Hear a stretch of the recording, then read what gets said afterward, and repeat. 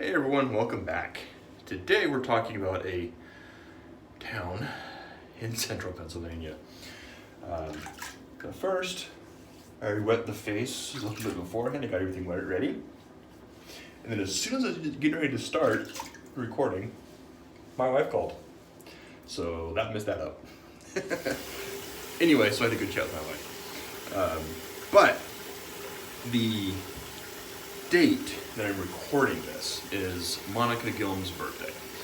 Monica, if you don't know, is the owner and artisan behind Yulay, one of my favorite soaps. Now, I found this kind of fitting. If you've been seeing some of the Facebook groups, you've been seeing hashtag Yulay Week because it's her birthday, so we're using her products. And I'm traveling, obviously. And the soap I'm using tonight, I found this quite fitting, was the 20th anniversary soap that came in a pack. Regretfully, the pack has been sold out. I don't think you can buy the soap separately. But the scent on this is absolutely fantastic. I don't get any individual notes, it's kind of cologne-y, but it smells absolutely beautiful. The notes on this from the website are bergamot, lemon, pear, you guys know I love pear, nectar, green clove, green tea, rose, lily, amber, moss, violet, and tonka bean, and I probably missed one or two.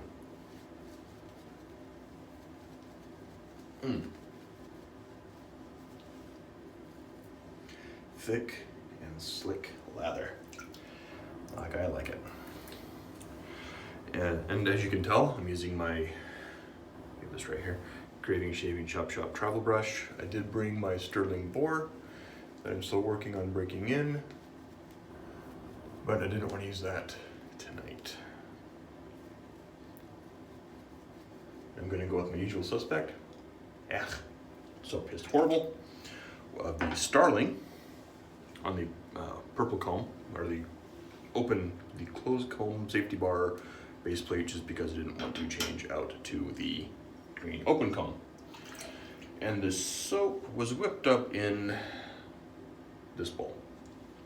Now I did bring my Yulay silicone, or not silicone, I brought the travel resin bowl with me, but I mostly use that to load samples and then face lather. And I didn't feel like face lathering tonight because that would take longer to film.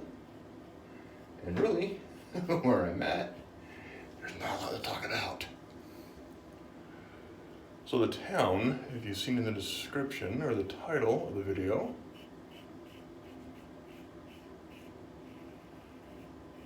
is Bloomsburg, Pennsylvania. If you haven't heard of Bloomsburg before, I don't blame you. There's not a lot going on. It's a small town.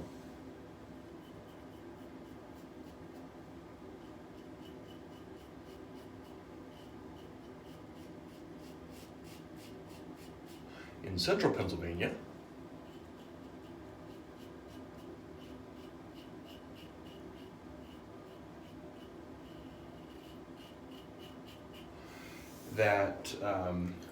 And the closest airports to get here, if for whatever reason you wanted to come here, you have State College, which is where Penn State is located. That's about 45 minutes west of here. I'm probably using this name incorrectly, of Wilkes-Barre, something like that. It's 45 miles east is another airport.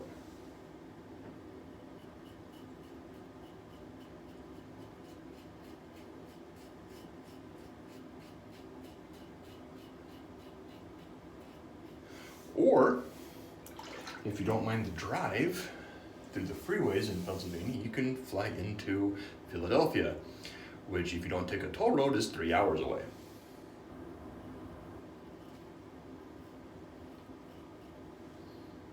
Now, granted, Philly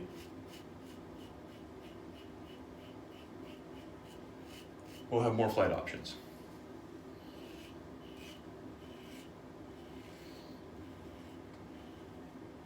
I was able to get a direct flight here to Philly because I'm a glutton for punishment. But I can't get a direct flight home. Everyone from the other places I would have gotten home around the same time just left earlier, so it didn't matter really.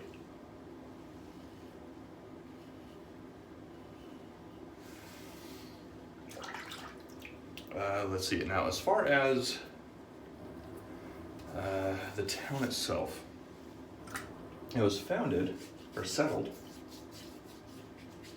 in 1772 by a single individual who built a cabin here.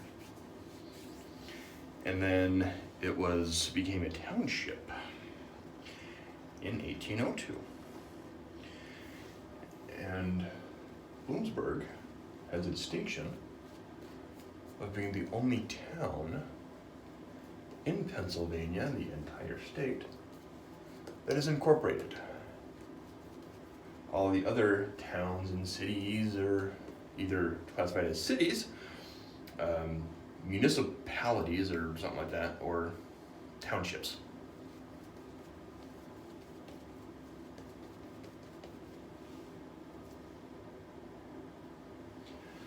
So it has that going for it.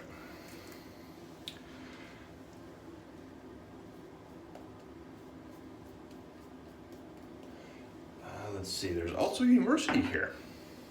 Bloomsburg University. Probably not one you've heard of. I hadn't.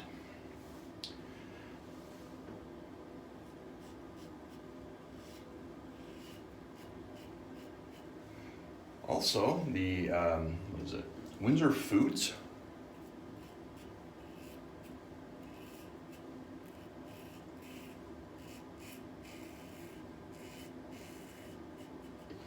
Formerly known as Del Monte, had a plant here that they closed down.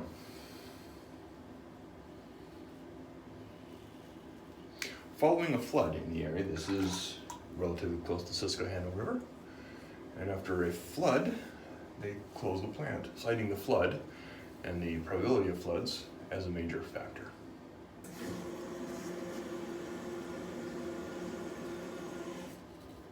Sorry about that noise. The toilet in here does that occasionally. For no reason. That's not letting me try and go sleep at night. Let's see. Now, as far as notable people,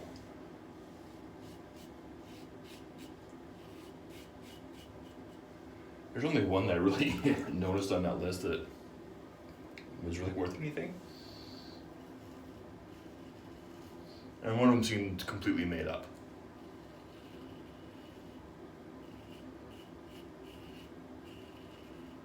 Because really, who's going to be looking at Bloomsburg on Wikipedia or online?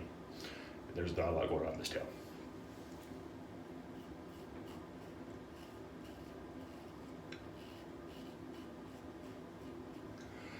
But there is one notable person, and that is Kristen Ritter.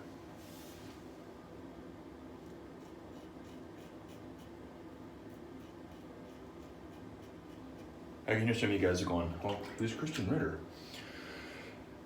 She was in the, I think it was CBS, whatever, TV show, Don't Trust the B, with the spaces, and that's how it was listed, in Apartment 23. I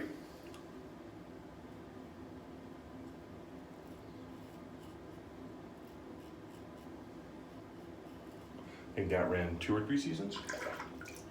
Council Way Before Its Time, that was a great show. If you haven't seen it, I highly recommend watching it. But she was probably best known for her role in the Netflix series Jessica Jones, and also in The Defenders. You know, if you have Netflix, and you're a little bit of a nerd like myself, and you haven't seen Jessica Jones, get out.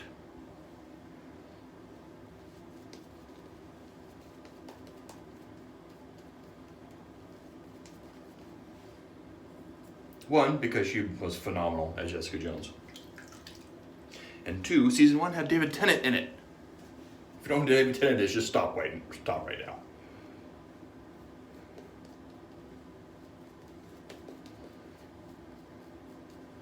But that's really it for this town. Not a lot going on. Now, and as far as the surrounding areas, now, I don't recommend coming here and using this as your base of operations. If you're planning on going and seeing like central Pennsylvania, just don't. But in the general area, if you head about 2 hours south, maybe an hour and a half, something like that, is Harrisburg, which is the capital of Pennsylvania.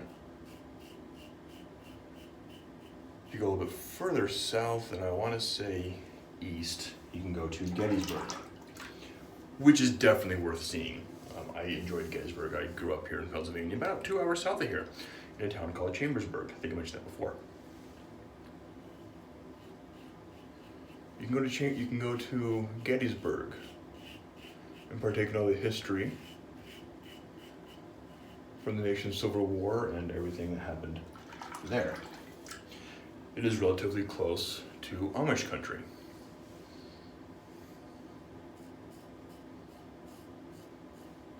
Now, as far as Amish in this area, I don't know. I haven't seen any yet.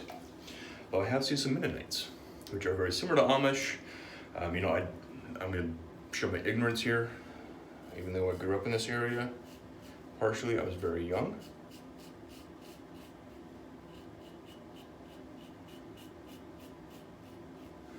The Mennonites generally wear roughly the same kind of clothing, slightly different. But the Mennonites do use modern conveniences like electricity and telephones and cars, where the Amish do not. So if you see someone in a horse and buggy, Amish. Someone driving a car and they're wearing bonnets and no buttons, snaps. I can't remember. It's been too long. I haven't lived in Pennsylvania for over 20 years. We don't have a lot of Amish or Mennonites in Utah where I live. But if you see someone like going to a hospital, driving a car, and they're wearing kind of those old-fashioned clothes, Mennonite.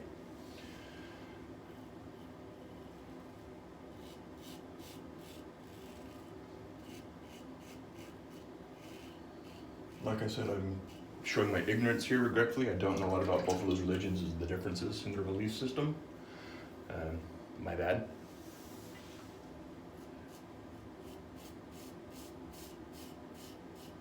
I do have a couple friends from another hobby of mine that are Mennonite. Fantastic people, some of the best people I know, some of the most generous people I know. And I don't know any Amish people because they kind of stay in their own little community.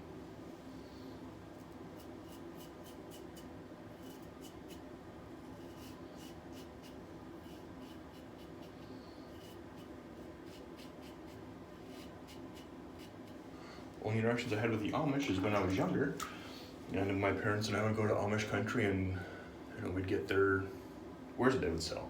Great. Handcrafted stuff that they make, some of the best you will ever find.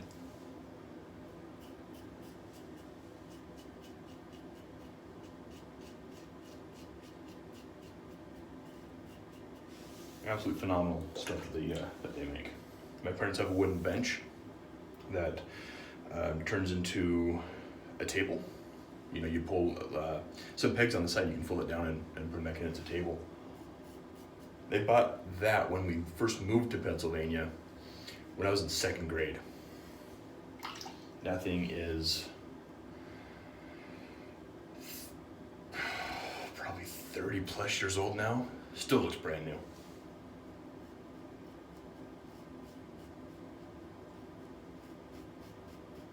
Absolutely phenomenal craftsmanship.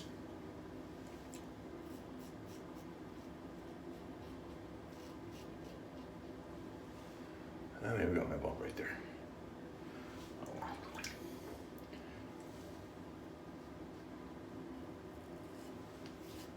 But if you want to partake of some of the Amish wares, don't do it here. Do that closer to like Lancaster, Pennsylvania, Lancaster County. There's a good population. That's where I'd recommend going.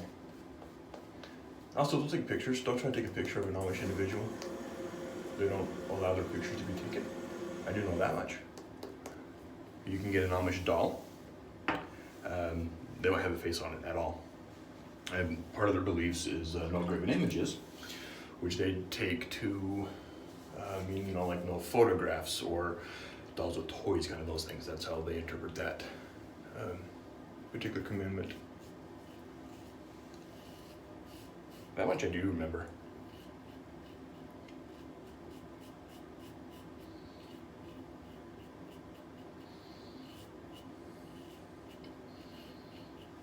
And they're always pleasant going to the shops. Never had a bad experience there.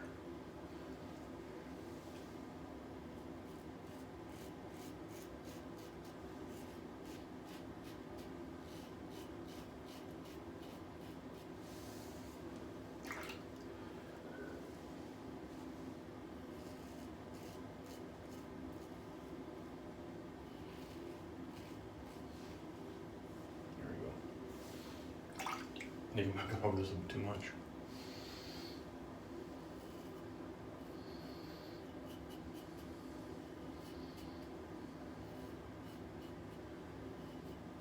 All right, cool. We're gonna call that good. All right, so quick recap. Bloomsburg, Pennsylvania. Really, there's no reason to come here. I'm here for work. I'm not even working in Bloomsburg. The reason I'm in this particular town is this has the closest hospital or the closest hotel type chain that I like to stay at after my 13 years of travel. This is the closest hotel of that particular brand within almost 20 miles. So I'm here by default. It takes me about 20 minutes to get to the hospital in the morning and back at night. But and it's not a bad town. It's a quaint, small town. Not bad. But if you're a tourist, not a lot going on. There's no reason to come here. And that's, you know, if you're going to the university here because you're generally from this area, or you're trying to come here and then you get to Penn State, which is, you know, 45 minutes to an hour away. But again, not a bad little town. Just no reason to come here if you're from out of state. Now, recap of the gear. Van Yulay's 20th anniversary. Fantastic smelling soap. Mine's not gone. Used the absolutely fantastic Craving Shaving Chop Chop Travel Brush, the 26mm Duro Knot, and the Starling on the safety bar plate with, I have no idea how many use on this blade. But that's gonna do it for me this evening. Thank you guys for tuning in, and I will catch you guys later.